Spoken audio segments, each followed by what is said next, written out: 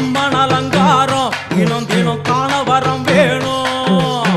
அம்மன் அலங்காரம் தினம் தினம் காண வரம் வேணும். அம்மன் அலங்காரம் கண்டுவிட்டா நம்ம குறை தீரும்.